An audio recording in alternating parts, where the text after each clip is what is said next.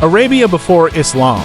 Arabia before Islam was a land shaped by caravans, deserts, and ancient traditions. The peninsula lay between powerful empires, but it developed a character entirely its own.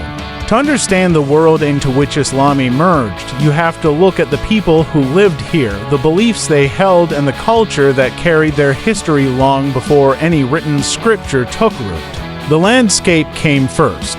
The desert dominated nearly everything, stretching out in dunes that shifted with the wind.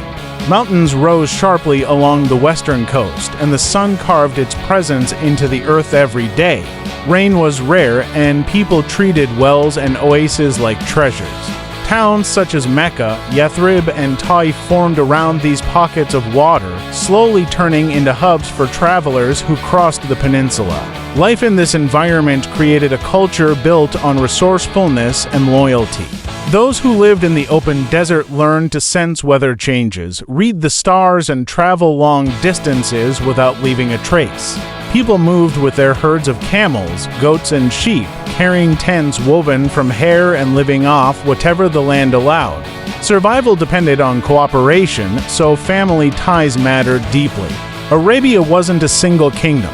It was a mosaic of tribes. A tribe was everything: identity, protection, reputation, and law. Tribal chiefs led their people through negotiations and conflict, and poets preserved victories and losses through verses recited by memory. Breaking loyalty to your tribe was one of the greatest shamas a person could experience. Defending its honor was one of the highest virtues. At the same time, this loyalty created constant tension. Feuds could last years if a dispute over pasture, water, or insult wasn't settled. Even so, the system held people together and gave them a sense of belonging. In the towns, life moved differently. Mecca became one of the main commercial centers because it sat along major caravan routes.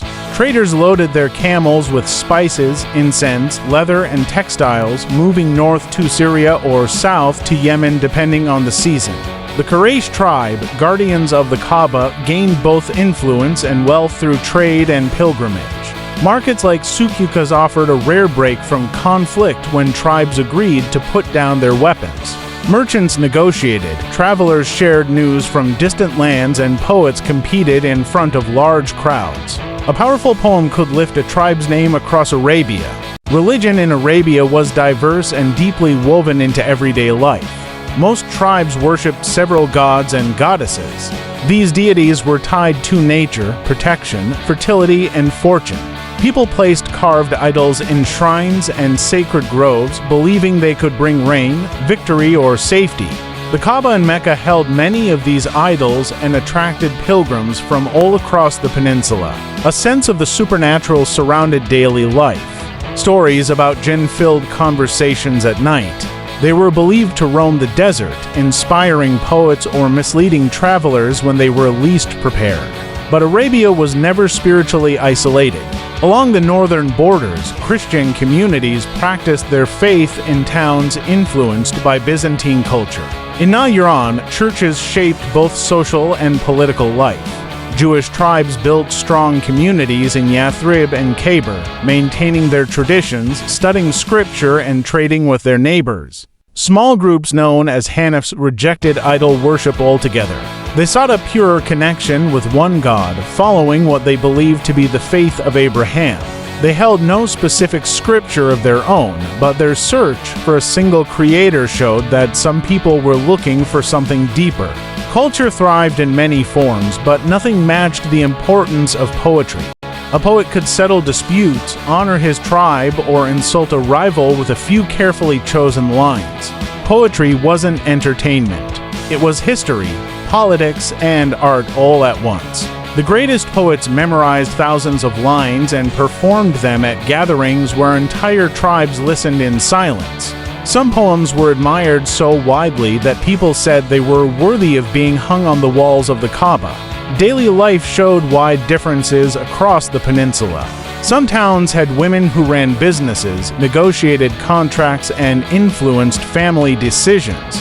Other areas practiced strict customs that limited women's roles. Arabia was not uniform. Each tribe followed its own customs shaped by tradition, environment, and necessity. Clothing reflected the needs of life in the desert. Men wore wool cloaks, carried daggers, and guided caravans. Women wore embroidered garments and silver jewelry that reflected their tribe's heritage. Although much of Arabia remained tribal, some regions formed structured kingdoms. In the south, the Himyarite kingdom in Yemen built fortified cities and relied on farming supported by advanced irrigation. Their lands were fertile enough to produce crops that were traded abroad. To the east, tribes interacted with the Persian Empire, learning new ideas and customs. In the north, Arabian merchants visited Byzantine towns and brought back stories of foreign rulers, prophets, and beliefs. These exchanges slowly introduced new languages, goods, and ideas into the peninsula.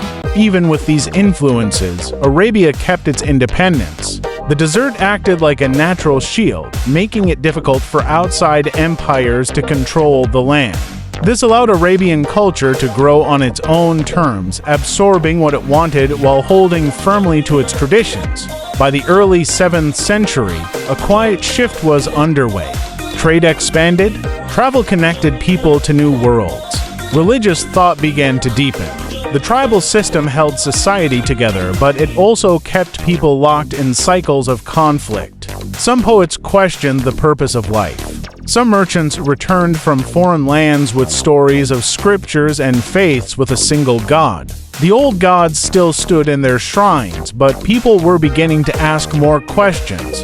Arabia stood on the edge of change. It wasn't visible in a single moment, but it could be felt in small conversations, in the poems recited around campfires, and in the growing curiosity about faith and destiny. Many sensed that the old way of life had reached its limits, even though no one knew what would come next. This was the world that existed just before Islam. A world shaped by desert life, tribal honor, poetry, and a blend of spiritual traditions. A world that held strong to its identity even as it unknowingly prepared for a transformation that would alter religion, society, and culture for centuries to come.